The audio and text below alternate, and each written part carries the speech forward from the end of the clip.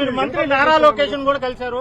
ఏం ఆయనకి మీకు జరుగుతున్న ఘటన గురించి ఏమన్నా ఫిర్యాదు? లేదండి, మేము ఏదో పర్సనల్ గా కలుసుకున్నాం కానీ వేరే ఏం లేదండి. ఇది లాయర్ తరపున ఇన్ఫర్మేషన్ అదేం లేదు సార్. నేను అటు లేను సార్. నేను లాయర్ని పెట్టి ఇది చేద్దాం, వీడిని హోర్డింగ్ని నింపుదాం, వీడు పడుకొని ఇంట్లో పిల్లలు ఉండగా చక్కెర పోద్దాం, ఇవన్నీ నేను చేయను సార్. మీకు తెలుసు కదా, లోకల్లోనే కదా మీరంతా.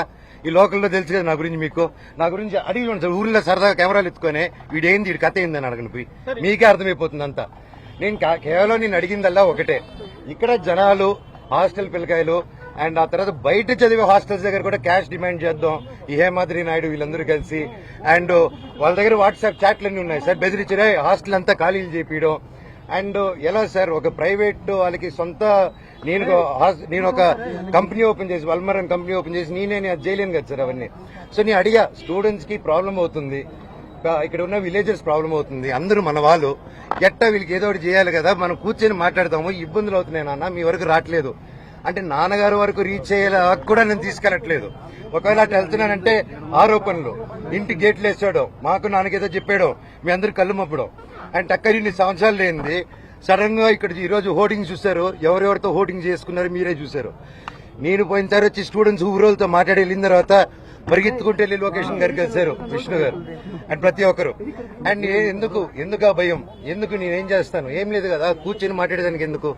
ఎనీవేస్, నేను గొడవకు రాలేదు, ఇక్కడ ఆపారు కాబట్టి చెప్పాను. అందరికీ కనుమ శుభాకాంక్షలు.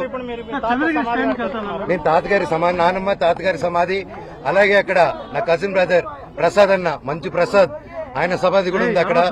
నేను జస్ట్ దండం పెట్టుకుని వెళ్తానన్నా, అంతకుమించి ఇప్పుడు తాత నానమ్మ సమాధికి దండం పెట్టుకుంటానని లాఠీ చార్జ్ చేస్తే పర్వాలేదు, తాత నానమ్మ కోసం దెబ్బలు తింటాను. వేరే ఏం లేదండి, నేను ఎప్పుడొచ్చినా వెళ్తాను. మా ఊరు నారవరపల్లి కూడా, సో అక్కడికి వెళ్ళా, నా బంధువులు నేను కలుసుకుని వచ్చినాను. వాళ్ళని ఈ ఇష్యూలో నేను ఇన్వాల్వ్ చేయలేదు. నేను లోకేష్ గారిని కూడా, ఎవరిని గారిని కూడా, సార్ నాకు ఇలా చేయండి, నాకు ఇబ్బంది పెడుతుంది, నేను ఎవరిని అడగలేదు. ఎందుకంటే ఇది నాది, నా ఒక్కడిది నేను డీల్ చేసుకుంటాను. సార్ తాత నాన్న పర్మిషన్ మీరు తీసుకుని వెళ్తారా? మీ తాత నాన్న అదొక ఇల్లు అంటే ఆయన ఉన్నారు, నాన్నగారు ఉండి రావద్దన్నారు కాబట్టి ఓకే. ఇప్పుడు తాత నాన్న సమాధికి ఇప్పుడు ఎట్టది మీరే చెప్పండి, న్యాయమా న్యాయం అది వెళ్ళకూడదు. నా కోర్టు ఆర్డర్ రాలేదన్నా, సర్టిఫికేట్ రాలేదు. ఇప్పుడు నాకు ఆయన జిరాక్స్ కాపీ ఇస్తే తప్ప అది వచ్చింది. నాకు first of all xerox copy ఆయనకి ఎవరు ఇచ్చారో తెలియాలి కదా. నేను స్టేషన్కి వెళ్ళి అదే అడుగుతాను. సర్టిఫికేట్ అది జిరాక్స్ కాపీ అన్నా కోర్టు ఇచ్చింది, అలా బయట ఇవ్వకూడదు. ఆయన చేతికి ఎవరో లోపల నుంచి ఇచ్చుంటారు కదా. నేను అప్పుడు సార్ని అడుగుతాను, సార్ ఆ పేరు ఇవ్వండి, నీకు ఫైల్ కంప్లైంట్